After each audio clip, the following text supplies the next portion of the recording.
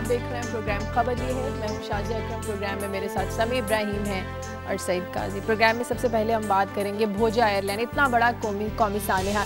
अब इस साने की तहकीकात के लिए एक जुडिशल अदालती कमीशन कायम कर दिया गया है और अब इस अदालती कमीशन पर भी सवालात उठाए जा रहे हैं और मुस्लिम लीग नून ने इस कमीशन को अदालत में चैलेंज करने का फैसला किया और ये कहा जा रहा है कि जो कमीशन है, अदालती कमीशन जो तश्कील दिया गया है, ये सुप्रीम कोर्ट की मर्जी से बनना चाहिए था। क्या इस साने के कोई नताइज तहकीकात कभी आवाम के सामने आएंगे या ये मामला भी गुजरते वक्त की नजर हो जाएगा? इस पर हम बात करेंगे। इसके अलावा सियासत के मैदानों में क्या चल रहा है, सियासत की दौड़ में कौन कैसे आगे जा रहा है, इससे आपको अपडेट करेंगे। इसके लिए हमारे साथ लाहौर में होंगे जुल्फ़िकार, वो हमें अपडेट करेंगे और लाहौर से हमें ज्वाइन करेंगे सीनियर सहाफ़ी मियां गफ़ार और कनकोट से हमारे नुमाइंदे हमारे साथ होंगे दिलीप कुमार। प्रोग्राम में आपकी लाइव कॉल्स भी लेंगे, आपकी भेजी गई ईमेल्स भी आपके साथ शेयर करेंगे एक ब्रेक के बाद।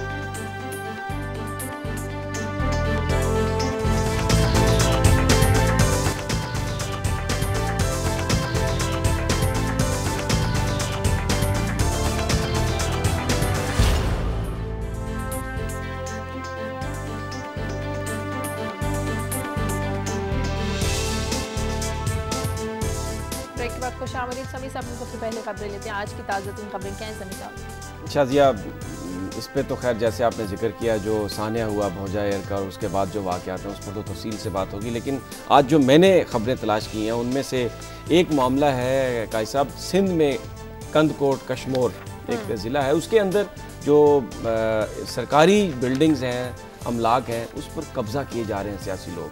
हम अपने नुमाइंदे से भी बात करेंगे। उसमें हमने तो ये सुना था कि कोई इंजन गायब हो गया रेलवे का, पटड़ी, लेकिन अब जो कंदकोट से खबरें आ रही हैं वहाँ पर तो जेल खा गए हैं, यानी पूरी एक जेल थी, जुडिशल लॉकअप था, वो कब्जे में कर लिया बासर अफराद ने और अपने नाम उसको करवा लिया। इसकी पूरी आपको तफसील से आगाह करेंगे। इसके अलावा आम एक हम बड़ा फल है ज़बरदस्त, जिसको बड़ा नखरीला फल कहा जाता है, यानी ये कहा जाता है कि अगर बिजली की भी चमक पड़ जाए जिस वक्त उसकी ग्रोथ हो रही होती है तो उसका टेस्ट वो मीठा नहीं रहता, और फिर अगर नीचे से जो पानी है अगर थोड़ा सा वो भी कड़वा हो तो वहाँ पर आम की फसल होती नहीं। मुल्तान का जो एरिया है ये बड़ा इस हवाले से बहुत ज़्यादा इसमें आम का बागात है। वहाँ पर एक वाटर ट्रीटमेंट प्लांट लगाया गया है, लेकिन जिस इलाके में लगाया गया है वो इलाका जहाँ पर आम की फसल कसरत से है और जो मटेरियल इस्तेमाल किया गया उससे अंदेशा है कि वो जो नाकस, वो जो गंदा पानी है उसकी सीपेज होगी और अगले चंद सालों में आम की जो फसल है वो ख़त्म होगी, मुतासर होगी। ये एक बड़ा स्कैंडल है, इस पर खुलकर इस पर हम बात करेंगे। इसके अलावा एक हमारे पास और ख़बर है, लाहौर में एक फैक्ट्री मालिक ने और एक उस्ताद ने 11 साल और 12 साल बच्चे को कत्ल कर दिया।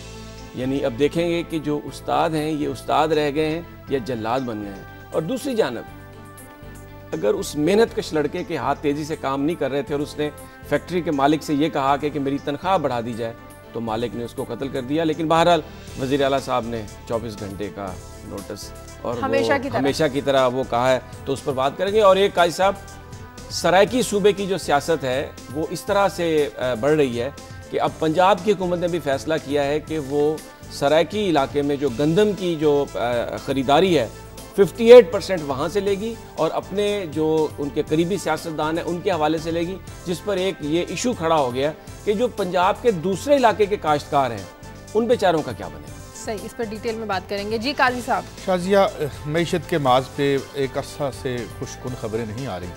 आज भी हम एक और डेफिसिट की बात करेंगे। चंद दिन पहले हमने करंट अकाउंट डेफिसिट की बात की थी। अब सर्विसेज सेक्टर का डेफिसिट रिकॉर्ड हदों तक पहुंच गया है, 100% इसमें इजाफा हुआ है। अगर यहाँ मैं एक वजाहत कर दूँ, ये खबरें किसी और दुनिया की नहीं होती, क्योंकि इनकी इस तरह बड़ी मोटी मोटी होती है तो हमें लगता है कि शायद ये कुछ हमसे लेना देना नहीं है। इन खबरों का ही लेना देना है एक आम आदमी से। ऐसे प्रेशर्स आएंगे आप पर जब आपकी इतना मस्क हो जाए, आपके जो आपका बजट है उसमें इतने ज़्यादा ये बोझ आ जाए, तो फिर क्या होता है कि आपके फॉरेन एक्सचेंज रिजर्व पे असर पड़ता है। फिर आप नोट छापते हैं, फिर नोट छापते हो तो कॉमन मैन जो गली में है वो रोज़ सवाल करता है, यार ये कीमतें क्यों बढ़ रही हैं। तो हम उन वजूहात को पॉइंट आउट करेंगे इंतहाई सादा अंदाज में कि ये क्या सिलसिला है। फिर एक आज हेयरिंग आप जानती हैं वहाँ पे सुप्रीम कोर्ट में ये जो असर खान साहब की केस थी, इसके साथ साथ IB के 270 मिलियन रुपीस का भी है कि ये सीक्रेट फंड से मुबैना तौर पर गवर्नमेंट ने पैसे विदड्रॉ किए थे। 2009 में जब पंजाब गवर्नमेंट को गिराने की बातें हो रही थी। तो इस ज़िम्न में हल्का सा जिक्र करेंगे और फिर एक इंतहाई और अहम इलेक्शन आलमी सतह पे जिसकी यूरोप एक ख़ास समत में जा रहा है। बहुत अरसे से हमने कोई ख़बर इस तरह नहीं बताई कि दुनिया किस समत जा रही है। तो वहाँ जो इलेक्शन हुआ है, सार्कोजी हारे हैं और ओलांद जो सोशलिस्ट हैं बज़ाहिर कहते हैं अपने आप को, वो थोड़ा आगे नज़र आए हैं, मगर एक फ्रैक्चर्ड मैंडेट आया है और बिल्कुल इस तरह लगता है कि जैसे एक एपॉक, एक अहद बदल रहा है यूरोप में। उसकी निशानियां ज़ाहिर हमें इलेक्शन से ही नज़र आती हैं। इस पर बात करें। चलिए इस पर आगे चल के हम डिटेल में बात करेंगे। सबसे पहले सानेहा भोजा एयरलाइन समीर साहब, कमीशन बना दिया गया, लेकिन सबसे पहला सवाल तो ये है कि अदालत की मर्जी से, सुप्रीम कोर्ट की मर्जी से नहीं बनना चाहिए था ये? देखिए, दो चीज़ें हैं। एक तो ये बात की जा रही है कि जुडिशियल कमीशन, हाँ, अगर आप हाजिर सर्विस जज को किसी कमीशन में डालते हैं तो असूली तौर पर यह बात सही लगती है कि आप चीफ जस्टिस से मशवरा करें और फिर उसके बाद शामिल करें। लेकिन ये जो कमीशन बनाया गया, ये इसको हुकूमत ने, मुझे नहीं पता क्यों जुडिशियल कमीशन कहा है, शायद इसलिए कि इसमें रिटायर्ड जज हैं, लेकिन वो रिटायर्ड हो चुके हैं, अब वो जज नहीं है। तो इसको कमीशन, तहकीकाती कमीशन का सिर्फ नाम दिया जाता है तो वो बहुत बेहतर है। लेकिन मैं सिर्फ एक बात करूँगा इस हवाले से, जो तनकीद आई है, तनकीद ये है जी कि इनको इसलिए जज नहीं बनाना चाहिए था कि ये, क्योंकि इन्होंने पीसीओ के तहत हलफ उठाया हुआ है। यानी हैरत की बात है कि जो लोग इस पर तनकीद कर रहे हैं कि पीसीओ जज होने की वजह से नहीं लिया जाना चाहिए था, आजकल वो अपने साथ बिठाते हैं उन लोगों को जो परवेज मुशर्रफ के साथ जिन्होंने सियासत की थी। मैं मुस्लिम लीग नून की बात कर रहा हूँ। अभी अमीर मुकाम साहब जो ज़ियाउल हक के साथी रहे, यानी जिसने पीसीओ नफाज किया था उसके साथ हुकूमत करते रहे डिक्टेटरशिप में, उनको अपने साथ मिला लिया। और भी बहुत सारे लोग, अजीम तारिक साहब को अपने साथ मिला लिया। सिर्फ इस बुनियाद पर किसी जज को यह कह देना कि साबिक ऑफिशियल को कि जी वो पीसीओ में था और डिक्टेटर के साथ था तो इसको इसके साथ नहीं मिलाया जाएगा, ये बात गलत है। अब मैं थोड़ा सा जिक्र करता हूँ ज़ाहिद बुखारी साहब का। मैंने रिसर्च की थोड़ा सा कि ये हैं क्या। अच्छा, ये जज थे, लेकिन इनकी जो सारी एक्सपर्टीज थी वो कॉन्स्टिट्यूशनल और जो civil side of the law है उस पे थी इनकी प्रैक्टिस जो थी। फिर उसके बाद ये कंपनी जो लॉ है उसके भी जज रहे। तो मैं नहीं समझता कि सिर्फ इसलिए किसी को कर देना चाहिए मुस्तरद। हाँ, हुकूमत को ये चाहिए था, ये मामला इतना गंभीर है कि वो तमाम जो सियासी जमातें हैं उनको भी एतमाद में लेती, क्योंकि पूरी कौम इस वक्त गम में डूबी हुई है। हुकूमत की नाअहली मुझे ये नजर आती है कि उन्होंने जो दूसरे स्टेक होल्डर्स हैं उनको एतमाद में नहीं लिया। लेकिन जो अपोजिशन की भी तनकीद है ना, सिर्फ इस बुनियाद पर, इस तनकीद को साइड पर रखिए, सुप्रीम कोर्ट से नाराजगी का इजहार नहीं लग रहा आपको ये हुकूमत से, जो उनके सुप्रीम कोर्ट के साथ इस वक्त ताल्लुकात चल रहे हैं? नहीं, देखें, ये एग्जीक्यूटिव का इख्तियार है। किसी को आप गवर्नमेंट में लेके आते हैं पार्टी को, तो उनका ये उन्हीं का इख्तियार है कि वो तहकीकात करें और सारे मामला चलाए। अदालत जो है एक बड़ा अहम सतून है रियासत का। लेकिन ये अगर ये, तो फिर एग्जीक्यूटिव का फिर क्या काम है कि हर काम अगर सुप्रीम कोर्ट के जज से पूछ के करना है, हर काम अपोजिशन लीडर से पूछ के करना है, तो भाई फिर इनको हुकूमत में दे दें, इनको एग्जीक्यूटिव बना दें। तो एग्जीक्यूटिव को अपनी जिम्मेदारी जो है वो निभानी है। और मैं नहीं समझता कि उनको हर मामले में जज साहब से पूछना चाहिए या अपोजिशन से पूछना चाहिए। लेकिन ये कौमी सानिया था, इसमें एक बड़े सवाल उठाए गए क्योंकि इस पे, हाँ, इस पे पॉलिटिकल करप्शन का इल्जाम था। क्योंकि जो इस वक्त अगर हम देखें तो आज क्या, मुझे बताएं आप जहाज पे बैठना पसंद करेंगे? नहीं, बिल्कुल नहीं। कल जो शाहीन एयरलाइन के साथ जो हुआ लाहौर और कराची में, एक टायर फट गए, एक का जो फ्यूल था वो लीक होना शुरू हो गया। से जो है वो बच्चे हैं और उसमें हमने देखा है ये दुनिया भर में एक काम हुआ है। मैं इसको मिटिगेट करने की कोशिश नहीं कर रहा, लेकिन जब ये इनकी प्राइवेटाइजेशन हुई दुनिया में इन मीन्स ऑफ जो ट्रांसपोर्टेशन है, तो हमने देखा बहुत से स्टैंडर्ड्स कंप्रोमाइज़ हुए प्रॉफिट्स के लिए, और ये बड़ा एक मामला है। मैं बल्कि कल एक डॉक्यूमेंट्री देख रहा था इसी एक हवाई हादसे के हवाले से, तो वो कह रहे हैं कि बड़ी आम और फजूल सी बात भी अगर कोई करता है ना डिस्कशन जहाज़ के उड़ने से पहले, तो हम उसे सीरियसली लेते हैं, क्योंकि वो गलती आप करेक्ट नहीं कर सकते हवा में। और जब आप जहाज़ में बैठते हैं तो आप जहाज़ में नहीं बैठते, आप अपनी ज़िंदगी की कमाई पूंजी, अपनी हयात, अपनी ज़िंदगी उसके हाथ में पकड़ा देते हैं जो आगे जहाज़ चला रहा है या जो उसको कर रहे हैं। तो इसको ये किसने किया? रही बात बुखारी साहब हों या कोई और साहब हों, कौन सी आज तक तहकीकात थी? कौन सा मुजरम था जो पकड़ा गया इस मुल्क में जो आइंदा पकड़ा जाएगा? सारे कवर अप होते हैं, आ जाते हैं रहमान मलिक साहब। जब भी कोई ऐसा वाकया होता है तो न जाने, हालांकि यहाँ मुख्तार साहब को आना चाहिए था सबसे पहले जब ये वाकया हो, क्योंकि वो उनके अंडर है सब कुछ, मगर वो आ गया उनका। और आते ही उन्होंने कहा जी कि इसको 1992 या समथिंग जब मुस्लिम लीग नून की हुकूमत थी तो उन्होंने इसको लाइसेंस दिया था? भाई 2002 में किसने दिया था? आपने सिक्योरिटी स्टैंडर्ड चेक किए? ये जहाज ग्राउंड कर दिया था जहां से उन्होंने खरीदा? ये सारी बातें सामने आएंगी या नहीं आएंगी? नहीं आती। और ये भी खबरें आती रही हैं कि ये जो भोजा एयरलाइन को दोबारा से मिली है, ये सर्टिफिकेट मिला है, ये भी एक पॉलिटिकल डील और दो पार्टियों के माबैन डील की बात थी। अब क्योंकि हमारे पास कंक्रीट बात नहीं है तो हम कर नहीं सकते। एयर ब्लू को 2 साल हो गए, तभी रहमान मलिक साहब ऐसे ही बड़े बाहर निकल के आए। अभी जो उन्होंने ट्विटर पर भी इसी हवाले से एक पैगाम दिया है कि मुस्लिम लीग नून पर जो भी इल्जाम तराशी की जा रही है उसके रिजल्ट अभी तक आए नहीं, तो ये इसके रिजल्ट आ सकेंगे सामने? किस चीज के रिजल्ट आज तक किसी के नहीं। आज तक जो भी हुआ है काम यहाँ पे, ये समी साहब ठीक कहते हैं एग्जीक्यूटिव कोई काम करने चाहिए। मसला क्या है? कोई भी जब आर्गन काम ठीक ना कर रहा हो रियासत का, बस ये क्यों इतनी शक शुबे की फिजा है कि अवाम जो भी ये फैसला करते हैं, जो भी ये अपॉइंटमेंट करते हैं, उस पर सवालिया निशान बन जाता है। लोग सुप्रीम कोर्ट की तरफ देखना शुरू करते हैं। व्हाई? ये जो वाकया हुआ ना काजी साहब, ये आपने सारी जो पॉइंट्स हाईलाइट किए बिल्कुल सही है। यहाँ पर प्रॉब्लम ये हो रही है कि जो बजट एयरलाइंस हैं, यानी सस्ती एयरलाइंस जो टिकट सस्ता देती हैं, निजी एयरलाइंस जो हैं, वो कवायद और ज़वाबित को बिल्कुल फॉलो नहीं करती, और जो पायलट्स हैं उन पर इतना प्रेशर होता है, उनको चॉइसेस नहीं दी जाती कि अगर वो ख़राब मौसम की वजह से कहीं उन्होंने फ़्लाइट को डाइवर्ट किया, फ्यूल ज़्यादा लग गया तो उनकी नौकरी का खदशा हो जाता है। मैं बात कर रहा था एक एक्सपर्ट से, उनका ये कहना है कि बाज़ मामलात में तो जो निजी एयरलाइन का अमला है उनके साथ बाकायदा अब्यूजिव लैंग्वेज यूज़ की जाती है और उनको इतना बड़े थ्रेट में रखा जाता है कि वो अपनी जान पर खेल कर भी वहाँ पर वो लैंडिंग करते हैं। तो बेसिकली क्या हो गया कि ये जो सिविल एविएशन अथॉरिटी के अंदर कंप्रोमाइजेज हो गए हैं बहुत ज़्यादा पॉलिटिकल प्रेशर की वजह से। हमारे जो रूल्स हैं, स्टैंडर्ड, उनको फॉलो नहीं किया जा रहा है, जिसकी वजह से ये जो मेंटेनेंस सर्टिफिकेट हासिल करने की बात की जाती है, हर बार किसी हादसे के बाद ही हमें ये क्यों याद आता है? आपको याद होगा फैसलाबाद में जो एक बच्चों की तालिब इल्मों की बस को हादसा पेश आया था, बड़ी बातें हुई, जिसका मेंटेनेंस सर्टिफिकेट हासिल नहीं किया गया था, अगर दिया गया था तो किसी प्रेशर पर दिया गया था। ये सारी बात हमें बाद में क्यों याद आती है? ये वही काजी साहब वाली बात है कि शुरू में, जैसे मैंने भी अपनी खबरों में जिक्र किया, कि अचानक हर जो वज़ीर आज़म, वज़ीर आला, गवर्नर, इनका एक मीडिया सेक्शन है। फौरी तौर पे कहीं वाक़या होता है ना तो वो एक तो प्रेस रिलीज जारी करते हैं, 24 घंटे के अंदर अंदर नोटिस लेने का हुक्म दे दिया गया। भाई नोटिस ले लिया, पहले क्यों नहीं नोटिस लिया? अब क्यों नोटिस लिया आपने? अच्छा, फिर वो तहकीकात कभी मंजर आम पर नहीं आती। हम बेसिकली लोगों को उस वक्त जब ये वाकया या कोई सानिया होता है उनको मुतमईन करने की कोशिश करते हैं ताकि ये उनके ऊपर प्रेशर कम हो, लेकिन प्रैक्टिकली उस मामले को हल करने की कोशिश नहीं करते। और यही जो एक सवाल है, लोग इतने मशकूक क्यों रहते हैं? जो भी काम, मैं ये नहीं कहता, साइड नहीं लेते, ना जुडिशरी की साइड लेते हैं ना किसी की साइड लेते हैं, जब भी ये कोई बनाते हैं एकदम से शक शुबे की फिजा पैदा हो जाती है। ये परसेप्शन है, ये रियलिटी है? नहीं, ये एक परसेप्शन है और परसेप्शन बनने में रियलिटी का कुछ ना कुछ जिक्र होता है। हमारे यहाँ अलमिया ये है कि क्योंकि काम ठीक नहीं चल रहा था तो उस पर कुछ, जब अपोजिशन, अभी आज पीपल्स पार्टी गवर्नमेंट में है, कल अगर ये अपोजिशन में आएंगे तो ये भी यही करेंगे जो इस वक्त मुस्लिम लीग नून कर रही है। यानी कोई भी बात एग्जेक्टिव करेगी, अपोजिशन फर्ज समझती है कि वो उसमें कीड़े निकाले। जैसे मैंने अभी पहले जिक्र किया, अपने ऊपर नहीं देखना लेकिन दूसरे पर तनकीद कर देनी। प्रॉब्लम ये हो गई है काजी साहब कि यहाँ पर जो अहम मामलात हैं उन पर भी सियासत की जा रही है। खारजा अमूर के मामलात हों, पाकिस्तान के अंदर कोई एक्सीडेंट हो, हर चीज़ पर सियासत की जा रही है। और उसका क्यों की जा रही है? ये डेलिब्रेट है ताकि वो जो बड़े लोग इसके पीछे हैं, इस इंसानियत के पीछे हैं, उनको बचाया जा सके, तो बड़ी मछली को बचाया जा सके। इसीलिए अपनी मर्जी का एक कमीशन कायम किया गया है।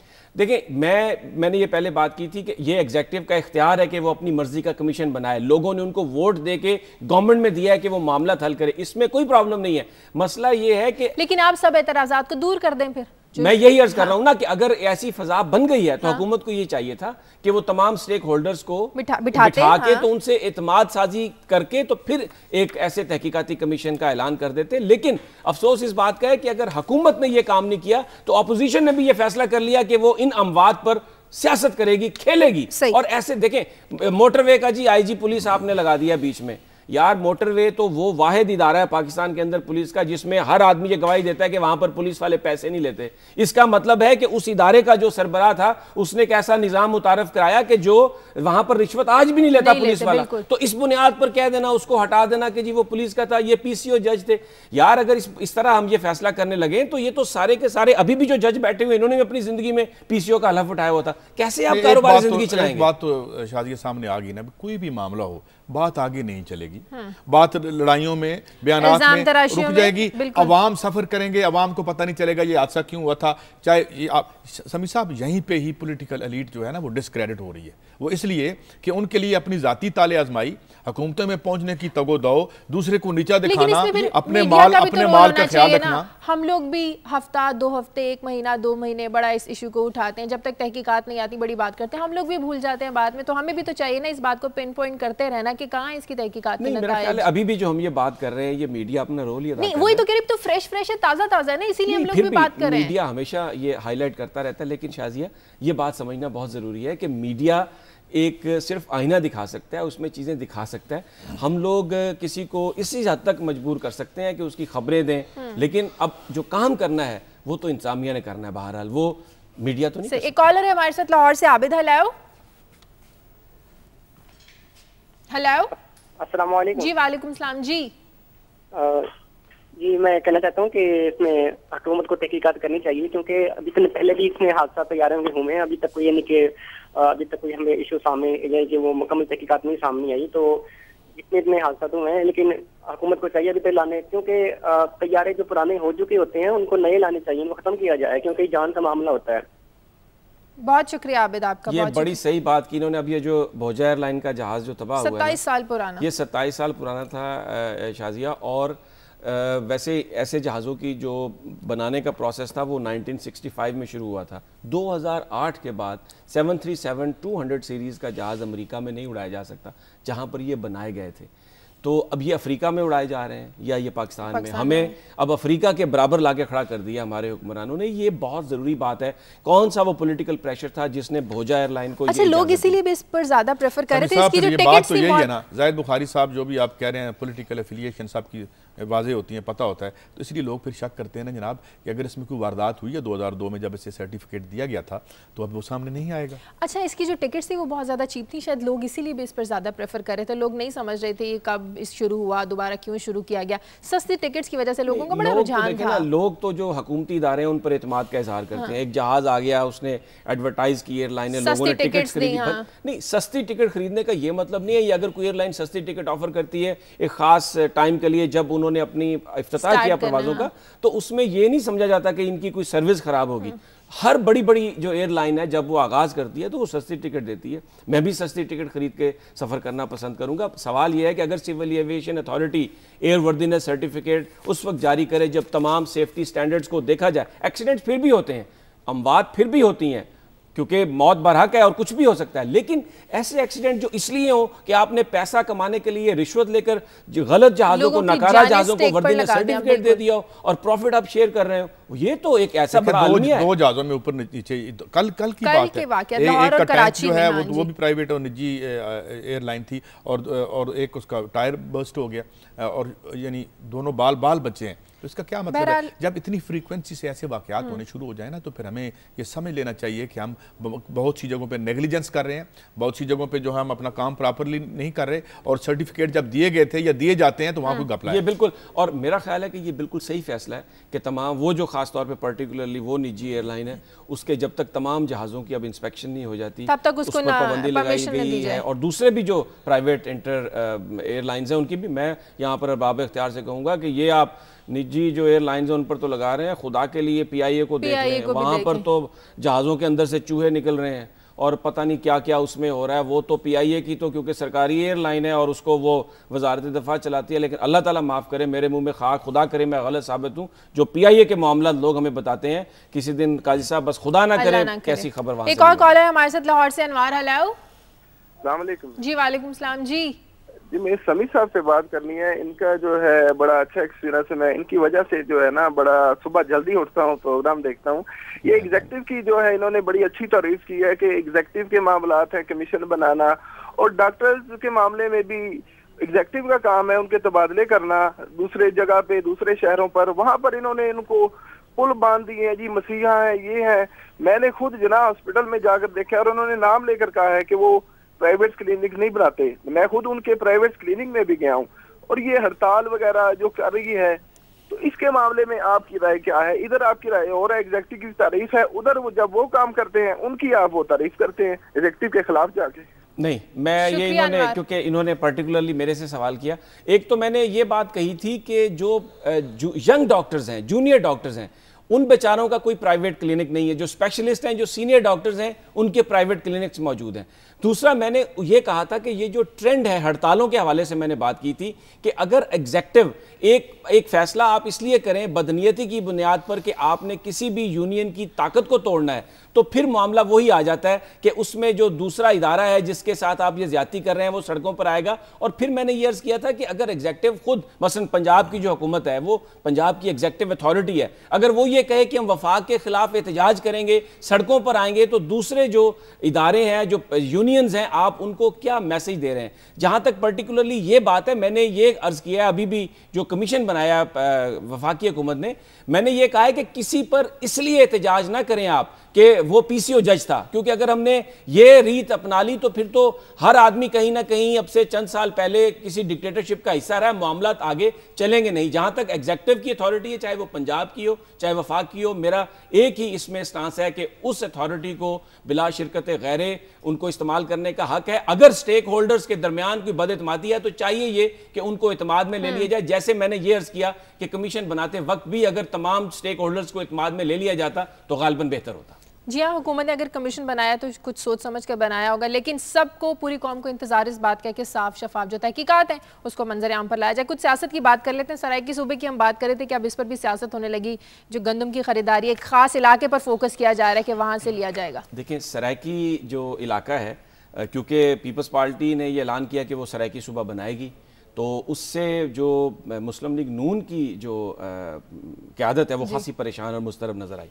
उन्होंने फौरी तौर पर जो ऐलान किया है, वहाँ पर अब जो खबरें आ रही हैं, जिसमें अभी हम बात भी करेंगे अपने नुमाइंदे जुल्फ़िकार अली से, कि पंजाब हुकूमत ने यह कहा है कि 58% जो गंदम की ख़रीदारी होगी ना, वो सराइकी इलाके से होगी। वो इसलिए कि क्योंकि सरकारी रेट जो है ना गंदम का, वो है 1050 रुपये फ़ी मन। मार्केट में जो इस वक्त तकरीबन 900 या उससे कुछ कम पे भी मिल रही है। तो अपने जो उनके हमायती ज़िम्मेदार हैं, उनके ज़रिए गंदम खरीदी जाएगी। बारदाना, एक आपको पता है जो काश्तकार जो गंदम फ़रोख्त करते हैं, वो सबसे ज़्यादा इंपॉर्टेंट चीज़ होती है, तो अपने ही हमायतियों के ज़रिए वो तकसीम किया जाएगा। उससे अंदेशा इस बात का है 54 अरब रुपए मखसूस किए गए हैं गंदम की खरीदारी के लिए, और 58% इसकी सराइकी इलाके से ली जाएगी, सिर्फ एक मखसूस इलाके से, ताकि पॉलिटिकल जो पीपल्स पार्टी का प्रेशर है उसका फैसला किया जाए, उसका मुकाबला किया जाए। तो उससे क्या होगा कि जो दूसरे सेंट्रल पंजाब के जो काश्तकार हैं बेचारे, वो महरूम रह जाएंगे। इस हवाले से अगर आपको मेरे देखें, अगर जुल्फ़िकार अली साहब हमारे साथ हैं तो उनके पास खासी जी जुल्फ़िकार हमारे साथ लाइन पर। जुल्फ़िकार, अभी हम यही समी साहब से भी बात करें कि जो 54 अरब का जो रखा गया है, पैसे रखे गए हैं कि इतने मखसूस इलाके से गंदम खरीदी जाएगी, जो बाकी के जो इलाके हैं, बाकी जो काश्तकार हैं, वो इस सारी फैसिलिटी से महरूम हो जाएंगे, उनका क्या बनेगा? आपके पास एक रिपोर्ट है इसी हवाले से। जी शादिया, शुक्रिया। समी साहब जो फरमा रहे थे उनसे मैं थोड़ी सी करेक्शन कर दूं कि जो पूरे पंजाब है उसके लिए तकरीबन 92 बिलियन रुपए रखे गए हैं।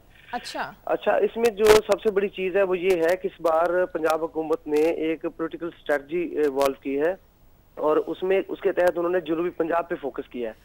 अब जो पैदावार है जनूबी पंजाब की जो एरिया है वो हैरानकुन तौर पे जो है 38% है जनूबी पंजाब का, और बाकी है पंजाब दूसरे वस्ती पंजाब का। पैदावार है वहाँ पे 43%, लेकिन वहाँ पे जो खरीदारी होगी वो होगी 58% कुल टारगेट का। तो ये एक शिफ्ट है पॉलिसी के लिहाज से, और 54 अरब रुपए सिर्फ जनूबी पंजाब में अगले 1.5 माह में किसानों से गंदम की खरीदारी पे खर्च होंगे। उसके मुकाबले में आप देखिए कि जो फर्क आ रहा है वो गुजरांवाला डिवीजन जो सबसे बड़ी नंबर 2 डिवीजन है गंदम की पैदावार के लिहाज से, वहाँ पे सिर्फ 14.1% टारगेट है कुल पैदावार का। गुजरांवाला डिवीजन की कुल पैदावार का 14.1%। उसके मुकाबले में मुल्तान डिवीजन में 25% गंदम खरीदी जानी है, और बहावलपुर डिवीजन में 23.7% गंदम वहाँ की पैदावार का खरीदा जाना है। तो ये अच्छा, दूसरी बात ये कि सिर्फ पंजाब हुकूमत ये नहीं कर रही है, जनूबी पंजाब पे फेडरल गवर्नमेंट भी फोकस कर रही है। वहाँ पे जो पास्को ने 2 मिलियन टन गंदम पूरे पाकिस्तान से खरीदनी है, उसका मेजर शेयर जो है वो पंजाब से होना है। तो वहाँ पे जो 14 तहसीलें हैं उनमें से 9 तहसीलें जनूबी पंजाब की हैं। पंजाब की 14 तहसीलें जहाँ से गंदम प्रोक्योर करनी है, पास्को ने फेडरल जा रहा है, वहाँ वो 9 तहसीलें सिर्फ जनूबी पंजाब की हैं। तो सारे का सारा फोकस दोनों का जनूबी पंजाब पे है। ये 58% तो कुल जो टारगेट रखा गया पंजाब में 35 लाख टन का, वो पंजाब हुकूमत कर रही है, तो फेडरल गवर्नमेंट भी यही कर रही है। तो इसका नुकसान ये होगा कि जो सेंट्रल पंजाब के लोग हैं वो उस कीमत से महरूम हो जाएंगे जो हुकूमत ने ऐलान की है 1050 रुपए फी मन की। तो एक बड़ा जो है और नुकसान हो जाएगा इन काश्तकारों का। तो हालांकि देखें मसाइल दोनों के एक थे, यानी गंदम की जो बुआई है उसके लिए डीएपी खाद की बोरी डबल कीमत पे बिकी है 4200 रुपए में, वो वस्ती पंजाब में भी वही थी और जनूबी पंजाब में भी वही थी। 15% के पानी की किल्लत का सामना था, वो जनूबी पंजाब में भी था और सेंट्रल पंजाब में भी था। इस तरह से आप देखिए बिजली के ट्यूबवेलों की कीमत जो है वो बहुत बड़ी है। तो मसाइल दोनों के सेम थे। बिल्कुल, तो बहुत शुक्रिया जुल्फकार अली आपका। फेडरल गवर्नमेंट और जो पंजाब गवर्नमेंट है पूरा फोकस जनूबी पंजाब से, लेकिन इससे नुकसान किसको? सेंट्रल पंजाब के काश्तकारों को। ब्रेक ले लूं मैं। ये जो बारदाने का सिस्टम है ये इटसेल्फ ही जो है ना एक वारदात के लिए रखा गया। इस पे बात करें, इस पे ब्रेक के बाद बात करते हैं। ब्रेक के बाद वापस आएंगे, आपकी मजीद कॉल्स भी लेंगे। Take a break.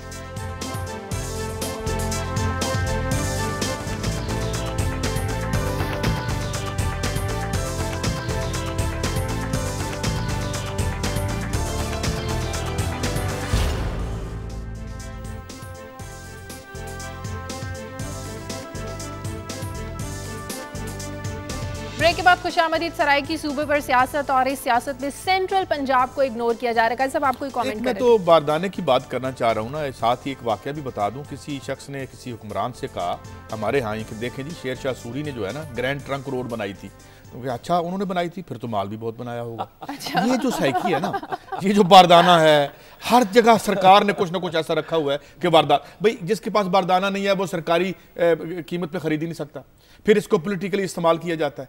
ये सारी जो बात है, ये सारी बर्बादी क्यों हो रही है? वो इसलिए हो रही है कि हर काम जो है वो दिहाड़ी के लिए, जैसे आपने फरमाया था बिजली नहीं बनती, मैंने कहा या माल बन सकता है या बिजली बन सकती है, ये हर जगह पे हमें खराब करा। अब ये बारदाने का निज़ाम है, कैसे वो किसान इस गर्मी में कैसे कैसे वो जो बोते हैं, जो जिन्हें फिर वो खानी भी नसीब नहीं होती है, उनके लिए हमने ऐसा निज़ाम वजह कर रखा है कि अब चूंकि जरदारी साहब की और इनकी लड़ाई है आपस में, जनूबी पंजाब को कौन वू करता है, वहां कौन सीटें लेता है, बाढ़ में जाए सब कुछ। अब इस पे सारी सियासत होगी और सारी वेलफेयर, सारी कहानी। जुल्फकार हमारे साथ। जुल्फकार, बात तो बिल्कुल ठीक है, जिसके पास बारदाना नहीं है वो तो सरकारी रेट पर सरकारी नरखों पर तो खरीद ही नहीं सकता। जी बिल्कुल ठीक है शाजिया। ये इसके अंदर जो सबसे बड़ी डिस्क्रिपेंसी है या जो सबसे बड़ा फ्लॉ है वो ये है कि पंजाब हुकूमत ने जो कमेटियां बारदाना इशू करने के लिए बनाई है ना, उनके सरबराह उस जिलों के डिप्टी कमिश्नर है। और डिप्टी कमिश्नर जो था आपको पता है कि पंजाब हुकूमत के डायरेक्टली अंडर आते हैं, उनकी हुक्म के सिवा वो इधर उधर नहीं हो सकते। और उसके बाद महकमा खुराक के जो अफसर है वो हैं और महकमा ज़राअत के लोग हैं और लोकल सियासतदान है। यानी जहाँ पे तो मुस्लिम लीग नून का MPA है वो शामिल है, या MNA है वो शामिल है, वरना दूसरी पार्टी का अगर वहाँ कोई जीता हुआ है तो वहाँ पे लोकल पॉलिटिशियन, यानी ये कि वो ऐसी एक फलाफ छोड़ा है कि जैसे भी हो हमारे बंदे अकोमोडेट हो। तो एक तो ये है कि वो इशू ही उनको होंगी जिनको कोई MPA MNA या वहाँ का कोई लोकल सियासतदान जो है वो चिट देगा। ये निज़ाम पिछले कई सालों से चल रहा है, मैं ये नहीं कहता कि ये अभी शुरू हुआ है, ये हमेशा से यही चल रहा है। और वो लोग जिनका कोई परेशानी हाल नहीं होता, जिनकी कोई सियासी रसाई नहीं होती, वो बेचारे पिस जाते हैं। सही। और दूसरी बात ये देखें कि पंजाब हुकूमत या फेडरल गवर्नमेंट जो भी हो, हमें फी एकड़ जो है वो 30 मन की पैदावार का तो आम है ना, यानी लोग तो 40-50 मन भी ले रहे हैं, बहुत से ऐसे जिम्मेदार है जो 50 मन से ऊपर जा रहे हैं, लेकिन मैं एवरेज मान लूं अगर 30 मन फी एकड़ 8 बोरियां दे रहे हैं, वो पैदावार तो जो है वो 12 बोरियों की है। आप उनको जब 8 बोरियां देंगे तो एक खींचातानी शुरू होगी ना, सही एक दौड़ लगेगी। तो इसी दौड़ में फिर जो है वो सही कह रहे हैं काजी सईद साहब के, फिर जब इस किस्म का निजाम होता है फिर माल बनता है, फिर आम आदमी का तो सेंट्रल पंजाब के जो काश्तकार है यकीनन वो तो महरूमी के बायस बाहर तो निकलेंगे, वो तो एहतजाज करेंगे। नहीं निकलना ना, उनका तो मंडियों में रेट ही नहीं निकलना। पता है लोगों को कि ये हुकूमत ने परचेज ही नहीं करनी है गंदम, तो फिर जो आम आड़ती होता है, जो ठेकेदार होता है, वो उनको बेचारों को लूट लेता है, उनके तो पैसे भी पूरे नहीं होते।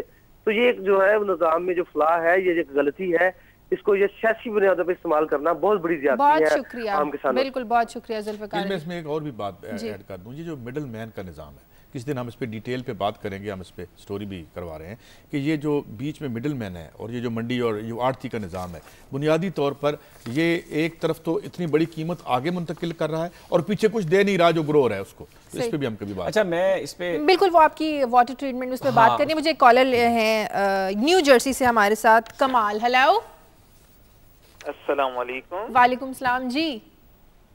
जी शाजी, आपका प्रोग्राम जो है ये बहुत अच्छा लगता है, बहुत शुक्रिया। हमारे यहाँ से अमेरिका से समी इब्राहिम भाई आपका गए हैं, अभी ये कमेंट्स दे रहे थे उसके ऊपर PIA से रिलेटिव।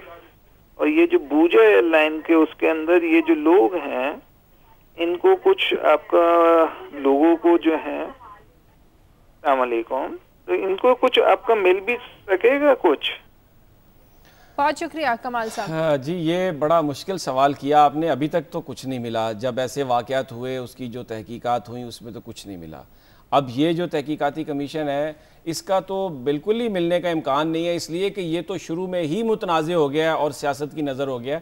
और मैं ये अर्ज़ करना चाहता हूँ कि ये डेलिब्रेटली जो बड़ी सियासी जमातें हैं आपस में कहीं उनका अंदर में कोई कंप्रोमाइज़ है जिसकी वजह से एक शायद कमीशन ऐसा बनाया गया, फिर उसमें एतराज़ ऐसा किया गया कि अब मैं तो इस मामले में बिल्कुल कोई आप ये कहना चाह रहे हैं कि ये जो तहकीकात है ये भी मफामत का शिकार हो जाएगी? ये भी मफामत का शिकार होगी। मुमकिन नहीं लगता मुझे कि कुछ सामने आ सके। ये कुछ सामने आ सके। अच्छा समी साहब, बड़ी अहम खबर थी मुल्तान में नए मानी दे दिए साहब की हुकूमत ने। वाटर ट्रीटमेंट प्लांट जो लगाया गया है उससे आम की फसल को नुकसान होने वाला है। शाजिया, मैंने अपनी जब ये खबर दी तो उस वक्त भी मैंने जिक्र किया कि वैसे तो सारे जो फल हैं वो बड़े अच्छे मीठे और उनके अंदर एक अपना जायका होता है, लेकिन आम क्योंकि इसको फलों का शहंशाह कहा जाता है और बड़ा नाजुक मिजाज है, जिस वक्त इसकी ग्रोथ हो रही होती है अगर कोई कहीं लाइटनिंग भी हो जाए ना, गरज चमक जिसे हम कहते हैं, तो इसका जो मिठास है ना उसमें कमी हो जाती है। फिर ये इतना नफीस है कि ये मीठे पानी का फल है, यानी अगर नीचे पानी मीठा ना हो तो जो उसका दरख्त है वो बन ही नहीं सकता, उग ही नहीं सकता। अगर बन भी जाए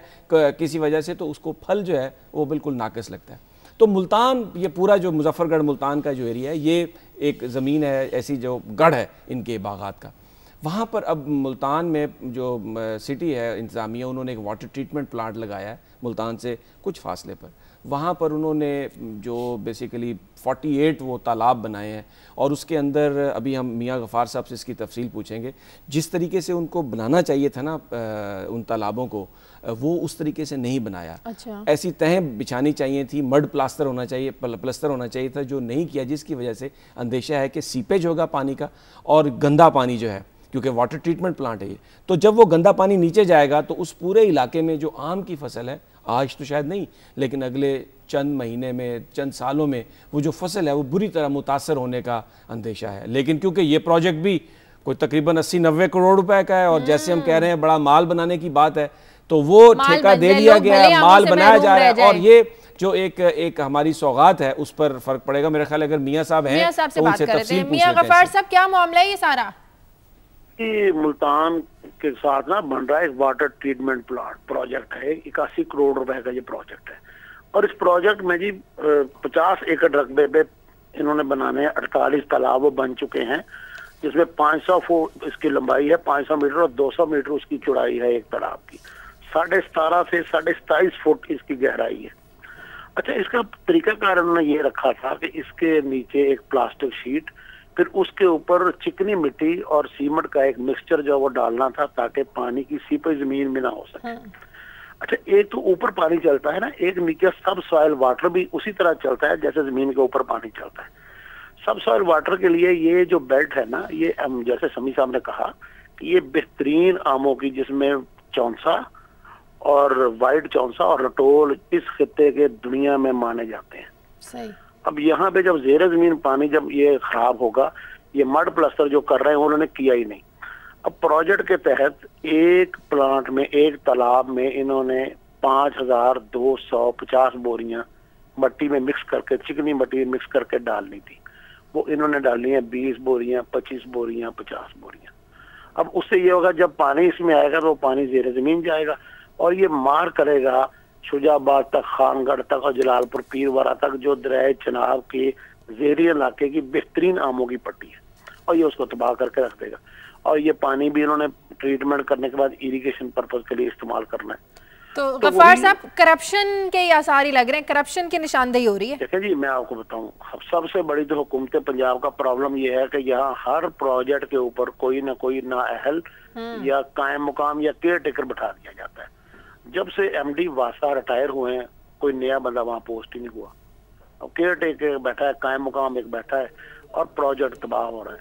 और देखे ये दो मुरबे यानी कि 50 एकड़ जमीन है जिसपे इतना बड़ा प्रोजेक्ट है, 81 करोड़ का प्रोजेक्ट है और इसमें 40 करोड़ की इन्वेस्टमेंट। ना को पूछने वाला है ना को। बस वही जैसे मियाँ साहब ने, शुक्रिया मियाँ साहब बहुत बहुत आपका, ये बड़ी आपने इन्फॉर्मेशन दी काजी साहब और शाजिया। ये वही बात है एडहॉकिज्म, यानी जो बंदा जहाँ पर रिटायर्ड हो जाता है वहाँ पर आप मुस्तकिल तकर्री नहीं करते। और जैसे अभी वो जुल्फ़िकार अली भी अपनी बारदाना की जो गुफ्तगू थी उसमें कह रहे थे कि कानून में तो ये तजवीज़ रखी गई है कि डिप्टी कमिश्नर के साथ एक मकामी पॉलिटिशियन, अब ये तजवीज़ रखी इसलिए गई होगी अगर इस पर आप दयानतदारी से अमल करें कि मकामी जो सियासतदान आएगा तो वो मकामी लोगों को उनके तहफ़्फ़ुज़ को करेगा, उनके मफादात को सामने रखेगा। लेकिन अब जो मकामी सियासतदान भी आ रहे हैं, जो लोग आ रहे हैं, एक ट्रेंड पूरी कौम में एक साइकी आ गई है, वो भी लोगों का तहफ़्फ़ुज़ नहीं करते, मेरिट पे फैसला नहीं करते, वो भी अपनी जमात के तहफ़्फ़ुज़ करते हैं। तो मिनहसल कौम जो हमारा करैक्टर है पूरा, उस पर भी एक बड़ा सवालिया निशान है। जो चीज़ें अच्छाई के लिए की गई वो चीज़ें बुराई की जानिब चली गई। और एडहॉकिज्म को तो जैसे अभी मियाँ साहब ने कहा इसलिए चलाया जाता है ताकि आप अपने मर्जी के मकासद हासिल कर सकें। एक मुल्तान से हमारे साथ कॉलर है फैज़। हेलो, अस्सलाम वालेकुम। वालेकुम सलाम जी फैज़। मेरे 2-3 छोटे से क्वेश्चंस हैं प्लीज। मैं मेडिकल स्टूडेंट हूँ क्यूएमसी बावलपुर में। मेरा सवाल ये है कि ये सराकी सूबे की रट लगाई हुई है इन लोगों ने, तो बलूचिस्तान पे तो ये तवज्जो दे नहीं रहे और सराकी सूबा एक नए सूबे के पंडोरा बॉक्स खोल रहे हैं पूरे मुल्क में। और दूसरा मेरा सवाल ये है कि यहाँ पे पूरे मुल्क में पीएम से लेके पीएम तक और सदर तक सारे ही करप्ट हो चुके हैं, तो इस माशरे को हम कैसे ठीक करेंगे जब तक हम अपनी इंफरादी जिम्मेदारी नहीं लेंगे। और मेरा एक तीसरा छोटा सा सवाल यह है कि वज़ीर आला पंजाब साहब दानिश स्कूल पे तवज्जो दे रहे हैं, 6 अरब रुपए या करोड़ों अरबों रुपए उस पे खर्च कर रहे हैं। और यहाँ पे जो देहातों में, मैं खुद जलालपुर पीरवाला से बिलोंग करता हूँ मुल्तान से, तो यहाँ पे देहातों में ऐसे कई सैकड़ों हजारों स्कूल हैं जिन पे ना ही स्कूल टीचर्स हैं, ना ही उनपे इवन के चार्ट तक नहीं है, कुर्सियां तक नहीं है, किताबें तक नहीं है, तो उन पे तवज्जो क्यों नहीं दे रहे। दानिश स्कूल में तो चंद लोग ही पढ़ेंगे। फैज, लगता है कि सीएम साहब को लाहौर ही संभालना अच्छा लगता है। कौन जवाब देगा? इन्होंने जो ये बात की है, देखें बात, और समी साहब ने भी बात की है कि ये जो तर्ज हुक्मरानी है, आपको लगता है ये जमहूरी तर्ज हुक्मरानी है? ये बिल्कुल ऐसी नहीं लगता जैसे मुगलों की रियाया होती थी। जिस तरीके से ये हुक्मरानी और हुकूमत करते हैं हमारे ऊपर, हर चीज़ में ये रखते हैं कि जी ये किसको अता करना है, किसको महरूम करना है, किसको बारदाना देना है, किसको बारदाना नहीं देना, किसको एलपीजी का ठेका देना है, किसको नहीं देना। तो ऊपर अगर आप लेबल जमहूरियत का लगा दें, बीच में अंदर से वारदात वही चलती रहे, तो फिर लोग सवाल भी करते हैं। और यही वजह, और ये जो बात कर रहे थे डॉक्टर्स की भी बात की इन्होंने, समी इब्राहिम साहब, एक और भी बात है, जरा गौर फरमाइएगा। जब रियासत अपने जो अहलकार हैं उन्हें मुनासिब अंदाज में पे नहीं कर सकती, तो एक करप्शन की वजह यह भी होती है, फिर वो समाज से और अपने जो इख्तियारात हैं उनको इस्तेमाल करके करप्शन करते हैं। और फिर इससे एक और बड़ी बात कि जिस तरह अभी हम देख रहे थे, इससे पहले जो प्याम सुबह प्रोग्राम हो रहा था, तो उसमें वो क्या कह रहे थे कि हुक्मरानों को फॉलो करते हैं लोग, जब सारे करप्शन पे लगे हुए हैं तो नीचे वो भी तो करप्शन में लगेंगे। और उसका नतीजा क्या निकलता है समी साहब, मैं आपको अपनी खबर में बता दूं। मैं अगर मुझे थोड़ा सा कॉलर की जो बात है उस पर कमेंट करने थे, उन्होंने बात की एक सूबों के हवाले से, सराइकी सूबे के हवाले से। तो मेरा ये ख्याल है कि अगर इंतजामी मामलात को बेहतर करने के लिए छोटे छोटे इंतजामी यूनिट बना दिए जाएँ तो उसमें कोई हर्ज नहीं है। जो पॉइंट उन्होंने रेज़ किया कि एक आप सूबा बना रहे हैं शायद कोई ज़बान की बुनियाद पर, एथनिकिज्म की बुनियाद पर, वो जो ट्रेंड है उस पर बहुत सारे लोगों के सवालात हैं। उसका फैसला कौम को करना है, उस इलाके के लोगों को मिलकर करना है। लेकिन बहरहाल अगर इंतजामी यूनिट छोटे कर दिए जाएं और ग्रास रूट लेवल पे लोगों को एम्पावर कर दिया जाए तो उससे मसाइल का हल हो जाएगा। लेकिन अगर कोई भी काम आप सिर्फ सियासत के लिए करें और आप चाहे छोटा सूबा बना दें चाहे बड़ा सूबा हो, अगर आपकी सोच लोगों का वेलफेयर नहीं है, सिर्फ माल बनाना है, तो फिर वो मेरा ख्याल है रियलिटी में आपने अपने बात में आपका जवाब दे दिया। आपने छोटा सूबा बना दिया, वहां भी बारदाने का यही निजाम होगा, वहां भी अता करने का और महरूम करने का यही निजाम होगा। तो फिर आप इसके 526 सूबे बना दें या सारे मुल्क का एक, बेसिकली इट्स नॉन नहीं। लेकिन इसमें नहीं, ये नॉन इशू नहीं है। आप हर बात को नॉन इशू कह देते हैं काजी साहब, ये नॉन इशू नहीं है। जब लोगों को आप एम्पावर करेंगे, नौजवान ने जो सवाल किया है, जो पहले आपके सूबे हैं उनका क्या कर लिया आपने? उसमें मैं आपको बताता हूँ क्या कि ये लाहौर शहर के लिए 27,000 पुलिस वाले हैं, 1 करोड़ 10 लाख आबादी है। फैसलाबाद 90 लाख की आबादी है, सिर्फ 8,000 पुलिस वाले हैं। तो क्या हुआ कि आपने सारे जो रिसोर्सेज एक जगह कर दिए ना मरकूज। आपने बहुत बड़ी खबर देनी है, जब आपके हुक्मरान जेलों पे कब्जे कर रहे हो तो वो सूबे बनाए या ना बनाए कोई फर्क नहीं पड़ता। मैं बहरहाल इसको, मेरा वक्त निकल जाएगा। ये शाजिया, मैं आपको बताऊं कि हमने करंट अकाउंट डेफिसिट की बात की थी, $3 बिलियन तक पहुंच गया। सर्विसेज सेक्टर का भी हमारा जो है वो $2 बिलियन पहुंच गया। अब ये अब हमें अंदाज़ा होता है कि ये मैशत को किस तरह से चला रहे हैं, और ये सारा जो है ना एक क्राइसिस को पोस्टपोन कर दिया जाता है। मगर होगा क्या?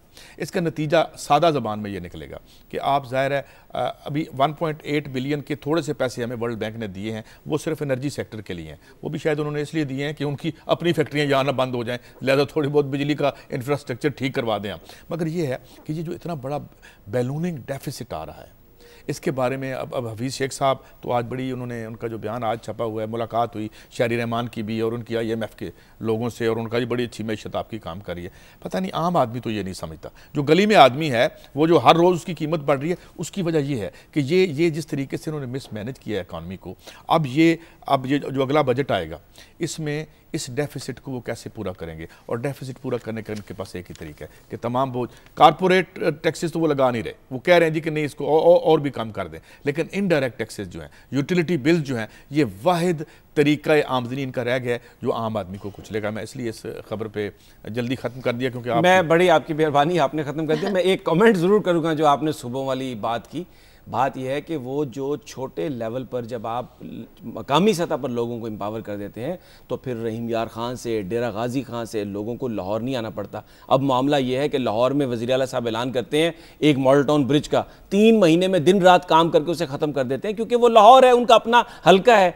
रहीम यार खान में, फैसलाबाद में, मुल्तान में, मुजफ्फरगढ़ में तो जो बेचारे छोटे छोटे प्रोजेक्ट है गलियों के, वो भी 6-6 महीने साल पूरा नहीं होते। ये प्रॉब्लम है। जब आप लोगों को एम्पावर कर देंगे मकामी सतह पर तो उनके इख्तियार में आ जाएगी चीजें और बेहतर नतीजे की उम्मीद है। जिन लोगों को एम्पावर करेंगे अगर वो अपने मफादात को सामने रखेंगे जो दूसरे ये क्या इन सूबों से एक नई रूलिंग क्लास का जन्म होगा? नहीं, बिल्कुल नई रूलिंग क्लास होगी, बड़े अच्छे लोग होंगे, बिल्कुल नई रूलिंग क्लास होगी। जब आप लोगों को एम्पावर करेंगे नई लीडरशिप आएगी, बिल्कुल उसमें ये जो लोग तब्दील कर देंगे, अगर कोई आप डिलीवर नहीं करेंगे तो लोग तब्दील कर देंगे वोट के जरिए। अब मैं आता हूं, ये जो काजी साहब ने जिक्र किया, मैंने इब्तदा में भी कि कंदकोट कश्मोर का जो ज़िला है उसमें जो भी सरकारी अमलाक हैं उन पर तो बिल्कुल ऐसे है जैसे उनकी लूट से लगी हुई है, और जो सरकारी जो अकाबरीन हैं वहाँ पर मकामी सियासतदानों की मदद से, जो ज़ाहिर है इस वक्त जो बरसर-इक़्तिदार ग्रुप है, वो हमने ये तो सुना था कि रेलवे में एक इंजन चोरी हो गया, कोई पटड़ी चोरी हो गई, कोई जहाज़ का हिस्सा निकाल के ले गए, लेकिन अब आप देखें कि वहाँ पर कश्मोर में